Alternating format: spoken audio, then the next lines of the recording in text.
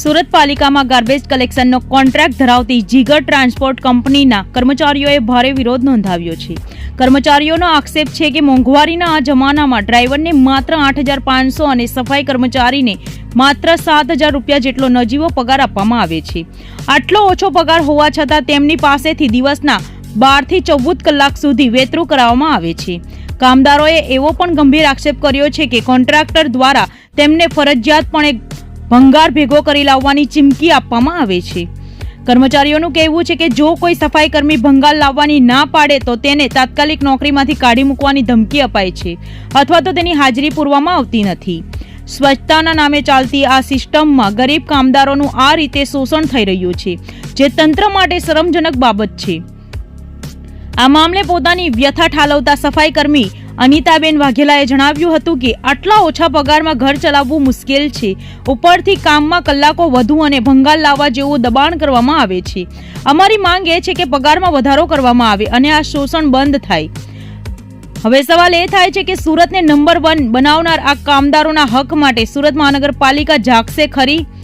શું જીગર transport company સામે કોઈ કાર્યવાહી થશે કે પછી આ કામદારો આમ જ શોષણનો શિકાર બનતા રહેશે? આપ જોઈ રહ્યા છો ગુજરાતની સૌથી પહેલા ખબર આપતી Surat express news channel director Rajesh મંગલેની સાથે। આપનું નામ? મનીષાબેન વાઘેલા।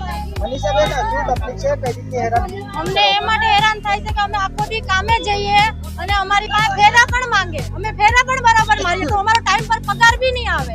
આ જ્યારનો નવો સાહેબ આવેલો છે ને અમારા જીગર ટ્રાન્સફરમાં, ત્યારની આ તકલીફ થઈ રહી છે અમને। નકર અમારો જે કાંજી સેટ હતો ને, એક નંબર સેટ હતો હો, કોઈ દી તકલીફ ના આપી, કોઈ દી નહીં। અમને ઉલટા અમને દુઃખ પડે, અમારું એક્સિડન્ટ થયું હોય, ગમે તે થયું હોય, અમને તકલીફ આપે તો પૈસા ઈ કાઢીને આપે અને આ અમારા પેટનો નિવાલો છીને છે। એવું નહીં ચાલે સેટ। અમારો તો અમારો એટલે અમારો જીવ આત્મા આખો બળે છે। હવારના હાથ ના જઈએ તો સાંજના 5 વાગે સુધી છૂટી નહીં મળે, અમે કામ જ કર્યા રાખીએ। તો અમે કામ કરીએ તો અમારો પગાર આપો, અમારે બીજી તમારી જોડે કઈ નથી જોતું। અને અમને ભંગાર બાબતની તો અમે તો વિસ્ફોટ રોડ પરનું કચરું અમે ભરીએ અને આ લોકો તો ગાડી પર ચાલે પણ અમે રોડ પરનું કચરું ભરીએ। એવું કચરું ભરીએ ને ત્યાં ટાટિયાના કંબર રોવા જેવા થઈ જાય, પણ તો પણ અમે કોઈ દી નથી બોલતા કોઈને। અમારું કામ કરવાનો હક છે ને અમે કરીએ છીએ, પણ અમારો ખાલી પગાર તો બરાબર આપો। અમારે એની ઉપર જ જિંદગી કાઢવાની છે, અમને બીજું કોઈ કામ પણ નથી ભાવતું। એની ઉપર જ આખી અમારી પેઢીની પેઢી જાય છે। આ સેટ નવા આવી ગયા તો અમારું તો ડાયરેક્ટ પત્તું ઉડાડવાનું થઈ જાય કે બધાને ઉતારી નાખે તો અમે રોટલો કેમ ખાશું? અમને બીજું કઈ કામ નથી આવડતું, અમારી કચરામાં જ જિંદગી ગઈ। અમારે એટલો જ ન્યાય છે, બસ ખાલી એટલી જ કૃપા કરો કે અમારો પગાર બરોબર અમને મળે ને અમારા છોકરા નાના છે એ પણ મોટા ભણીને થાય।